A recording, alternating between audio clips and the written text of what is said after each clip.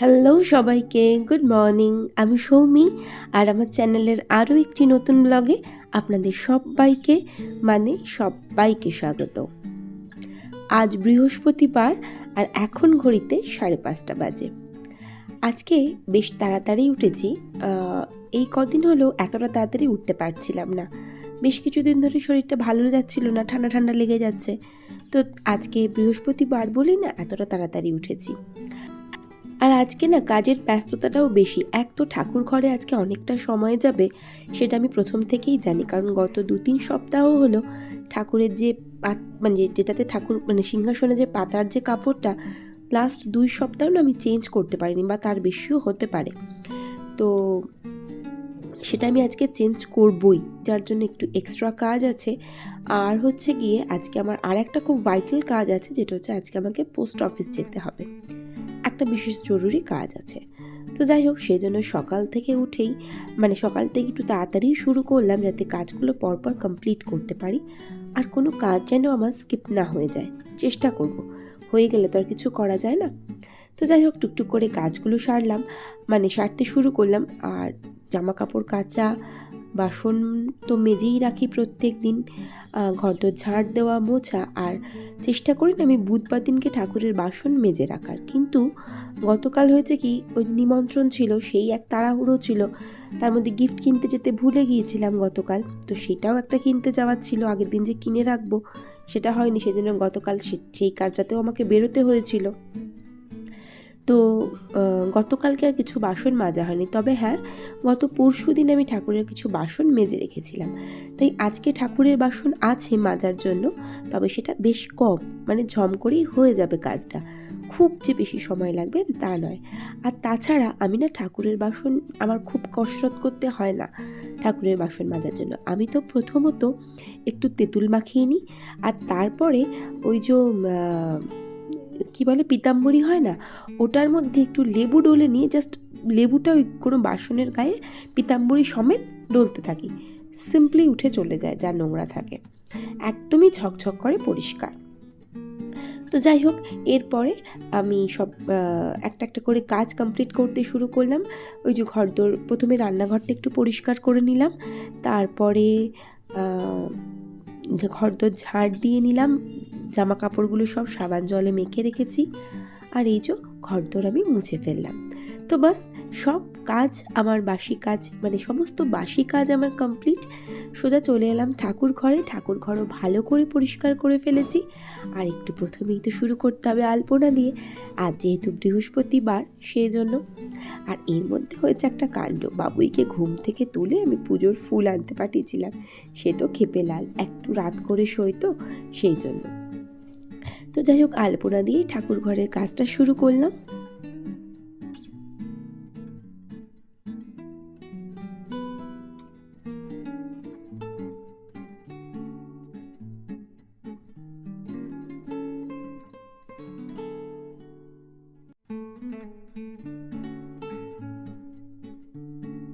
আলপনা ছাড়া বৃহস্পতিবারের পুজো একেবারে বেমানান।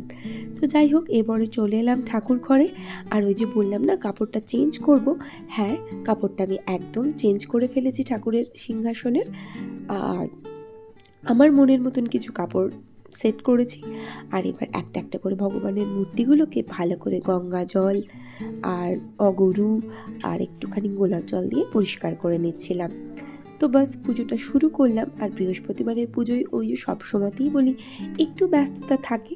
তো পরপর আমি যা শিখেছি ছোটোর থেকে সেইভাবেই পুজো করতে শুরু করলাম।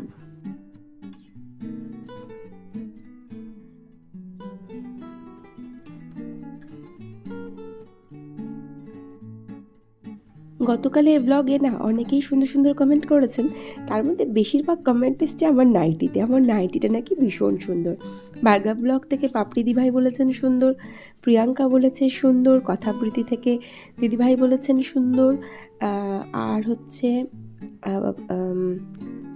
জয়শ্রী সিনহা দিদিভাইও বলেছে সুন্দর লাগছিল। তবে নাইটি নয়, উনি বলেছেন শাড়ি ব্লাউজে আমাকে ভীষণ সুন্দর লাগছিল। তো সকলকে থ্যাংক ইউ সো মাচ আমার পাশে থাকার জন্য।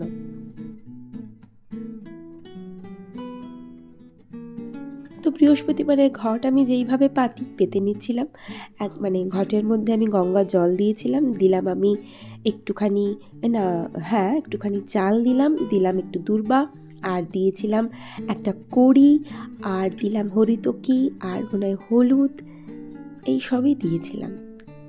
তো আর ওপরে মানে ঘট যেভাবে আমরা বসাই সেইভাবেই বাকিটা বসালাম। আম পাতা, পান পাতা, কলা দিয়ে ঘট বসিয়ে দিলাম। তো যাই হোক, আমরা তো সংসারের মঙ্গলের জন্যই পুজো আর্চা করে থাকি। এটাই আমাদের কাম্য, যাতে আমাদের সংসারের মঙ্গল হয়, সন্তানের মঙ্গল হয়, সব কিছু যেন শুভ হয়, কোনো নেগেটিভ জিনিস যেন আমার সংসারে না আসে, সেটাই প্রার্থনা। তবে সংসারের সুখ শান্তি হোক আর আর্থিক সচ্ছলতা হোক, সব কিছুর জন্যই তো ঈশ্বর আছেন। তাই সংসারের লক্ষ্মীশ্রী বজায় রাখতে পুজো আর্চার সাথে সাথে আমরা যদি পরিষ্কার পরিচ্ছন্নতা মন দিই, তাহলে কিন্তু বেটার হয়। সংসারও পরিষ্কার পরিচ্ছন্ন রাখতে হবে, তার সাথে পরিষ্কার পরিচ্ছন্ন রাখতে হবে মনকে, মন যেন হয় উদার। তো যাই হোক, বৃহস্পতিবারের পুজো আমার মোটামুটি কমপ্লিট। আর এরপরে সন্ধ্যাবেলা এসে ঠাকুরকে সন্ধে দেখিয়ে যাব। বেশ বেলা হয়ে গেছে আজকে আমার ঠাকুর ঘরে। তো ঠাকুর ঘর থেকে সোজা চলে এলাম রান্নাঘরে, আর এসে 2 কাপ চা বসালাম, 1 কাপ আমার, 1 কাপ তমালের। মানে আমার আর শরীরটা বইছিল না, অনেকক্ষণ সময় হয়ে গেছে, তো আমার আর ভালোই লাগছিল না। তো মনে হয় মানে চাটা যদি কেউ করে দিত ভালো হতো, তো কাউকে বলতে ইচ্ছা করলো না আর চা করে দেওয়ার জন্য। তো নিজেই 2 কাপ চা বানালাম আর চলে গেলাম তমালের সাথে খাবো বলে। আর চা খাওয়ার পরে একটু বিশ্রাম নিচ্ছিলাম, আর তারপরে বেরিয়ে পড়লাম। এখন এই 10:30 মতন বাজে ঘড়িতে, আর এই ঠাটা পোড়া রোদের মধ্যে আমি গিয়েছিলাম, এই হচ্ছে আমাদের পোস্ট অফিস। যদিও বা ঢিল ছোড়ার দূরত্বে আমাদের বাড়ির থেকে, তাও এই গরমের মধ্যে আমাকে বেরোতে হয়েছিল। আর দুঃখের বিষয়, যেহেতু এত হুটোপাটা হচ্ছিল আজকে, তো সকালের ব্রেকফাস্টটা একদম আমার রেডি করা সম্ভবপরই হয়ে ওঠেনি। তাই তমালকে বললাম, দাদা বৌদির দোকান থেকে একটুখানি পরোটা এনে দাও, আজকে পরোটা দিয়ে ব্রেকফাস্ট কমপ্লিট করব। তো তমাল টাকা দিয়ে বেরিয়ে গিয়েছিল।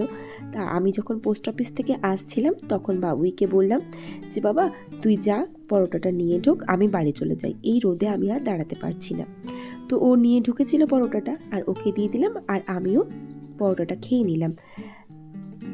তো এরপরে সংসারে তো আরও হাজারো কাজ পড়ে আছে, সেই কাজগুলো একটা একটা করে কমপ্লিট করি।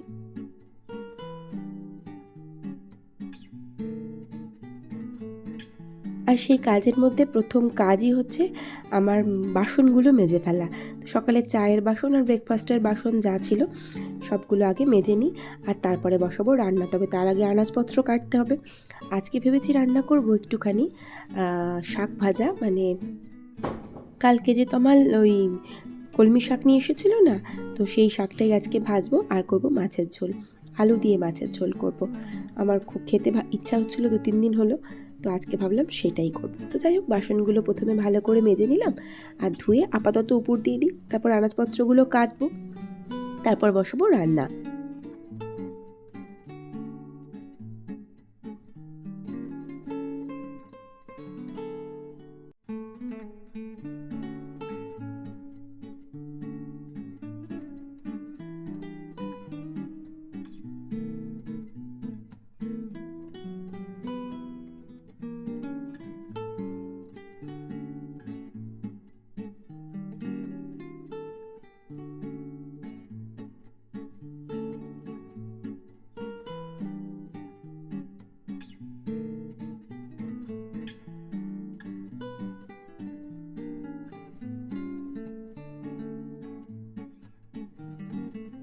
তো বাসন মেজে আনাজপত্র কেটে রান্নাটা বসিয়ে দিলাম। প্রথমেই কড়াইয়ের মধ্যে তেল, তার মধ্যে শুকনো লঙ্কা দিয়ে পেঁয়াজগুলো দিয়ে দিলাম।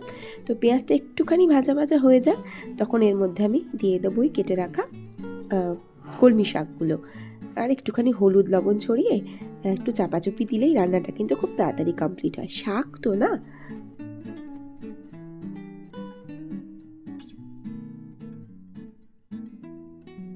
তো শাক রান্নাটা হয়ে গিয়েছিল, আর এরপরে আমি মাছের ঝোল করব। তো মাছের ঝোল করার জন্য 3টে মাছ, মানে আমার, তমলের আর বাবুয়ের 3টে টুকরো মাছ নিয়ে আমি ভাজতে দিয়ে দিলাম। আর মাছগুলো যেহেতু কাতলা মাছ, খেতে কিন্তু বেশ লাগে, আর রুই মাছের থেকে তো আমার বেশিই ভালো লাগে। তো মাছগুলো ভেজে তুলে নিলাম, আর সেই তেলের মধ্যে আলু পেঁয়াজ দিয়ে দিলাম। একটু ভালো করে ভাজা ভাজা করি, তবে কিন্তু খেতে ভালো লাগে। লবণ দিয়ে একটু ভাজা ভাজা করে নেব, আর তার মধ্যে মশলা হিসাবে দিয়ে দেবো একটুখানি আমি কিছুই না, একটুখানি হলুদ গুঁড়ো আর সামান্য একটুখানি লঙ্কার গুঁড়ো, আর স্বাদ ব্যালেন্সের জন্য সামান্য একটুখানি দেব চিনি। তবে এতে মশলা বলতে একটুখানি দিয়েছিলাম আমি আদা রসুন বাটা, টমেটো। তো বাস, এটাই হচ্ছে মাছের ঝোলের রেসিপি আমার, সিম্পল। আর ভালো করে কষিয়ে নিই এবার। তো যতটা বেশি কষানো হবে ততটাই তো বেশি খেতে ভালো লাগে। তো সেই জন্য ছোটোবেলায় মা বলতো গ্যাসটা আস্তে দিয়ে ভালো করে নাড়াচাড়া কর, তবেই কিন্তু রান্না ভালো হবে।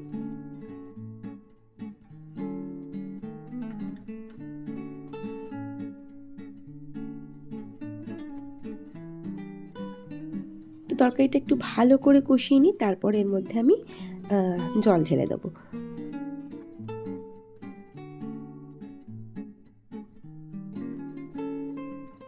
তো আলুটা না ফুটে উঠেছিল আর সেদ্ধও হয়ে গিয়েছিল, তাই জন্য আমি মাছগুলো তুলে দিলাম। তো বাস, রান্না কিন্তু আমার হয়ে গেছে, আর ভাতটা হলেই কমপ্লিট। তবে ভাতটা একটু দেরিতে বসাবো, কারণ চালটা ভেজাতে না আজকে আমার বেশ দেরি হয়েছিল, অন্তত আধ ঘন্টা তো চালটা ভিজুক। তো এর ফাঁকে আমি এটা বসিয়ে দিলাম, আর এর ফাঁকে না আমি চলে গিয়েছিলাম দোতলায়। তো ব্যালকনি থেকে জামা কাপড়গুলো নামিয়ে নিয়ে এলাম, আর তারপরে আমি এগুলো একটুখানি বসে বসে গুছিয়ে নিই। তো ততক্ষণ ওই মাছের ঝোলটা হয়ে যাবে, নামিয়ে দেবো গিয়ে। তো যা যা আনাজ বলছি আমি, জিনিসপত্রগুলো ছাদ থেকে নামালাম, ছাদ না, ব্যালকনি থেকে নামিয়ে নিয়ে এলাম, আর এগুলো গুছিয়ে পাট করে যেখানে রাখার সেখানে গুছিয়ে রেখে দিই। এখন একটু অবহেলা করলে একটার পর একটা জমতে থাকবে। তো আপাতত এগুলো গুছিয়ে রাখি, আর যেগুলো আজকে সকালে কেচেছি সেগুলো সব আমি মেলে দিয়ে এসেছি, আর উল্টিও দিয়ে এসেছিলাম। বিকেলের মধ্যে শুকিয়ে যাবে, সেগুলো আবার বিকালবেলা পেড়ে নিয়ে চলে আসবো। তো আপাতত এগুলো গুছিয়ে আমি ওয়ার্ড্রোবের মধ্যে ভরে দেবো।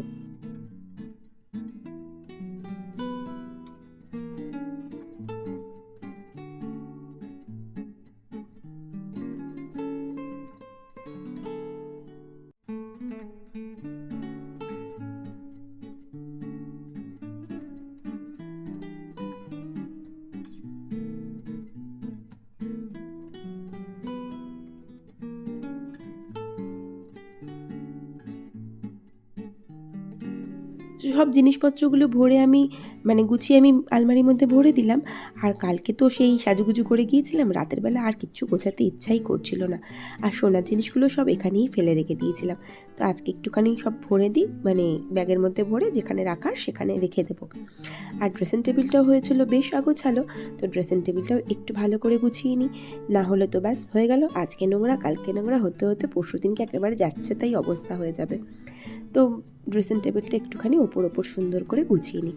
খুব বেশি ধুলো পড়েনি, তবে আগোছালো হয়েছিল যথেষ্ট। আর কাজকর্ম যেহেতু রান্নাবান্না একদম হয়ে গিয়েছিল, তো আমি ভাবলাম না এই টবগুলো একটু ভালো করে ঘষে ঘষে ধুলোগুলো তুলে দিই, আর গাছগুলোতে না একটুখানি জল স্প্রে করে দেবো। তবে আপাতত সব টবগুলো ভালো করে মুছে দিই, বেশ ধুলো পড়েছিল সব টবগুলোতেই। ঘরের দুটোতে তো পড়েই ছিল, বাইরেরগুলোতে হয়তো একটু বেশিই পড়েছিল। দিদির সাথে কথা বলতে বলতে, আমার বড় জায়ের সাথে কথা বলতে বলতে আমি এই কাজগুলো করে নিচ্ছিলাম।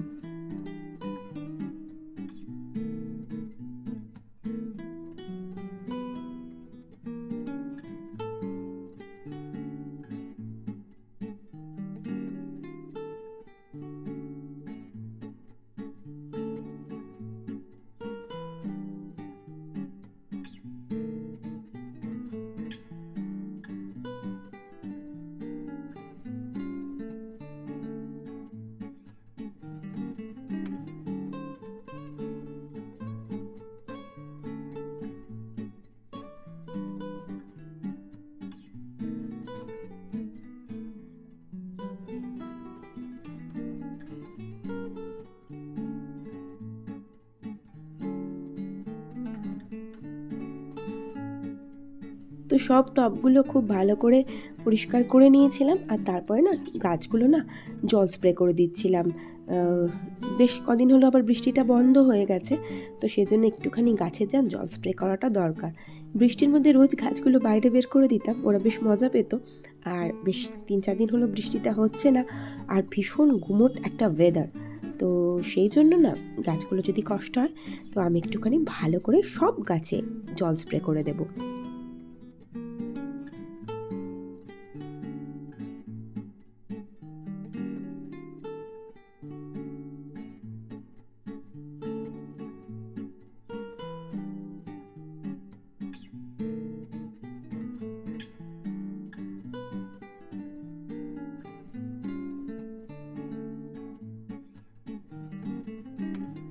তো সবকটা গাছেই জল স্প্রে করে দিয়েছিলাম, আর আমার সব কাজ শেষ হয়ে গিয়েছিল।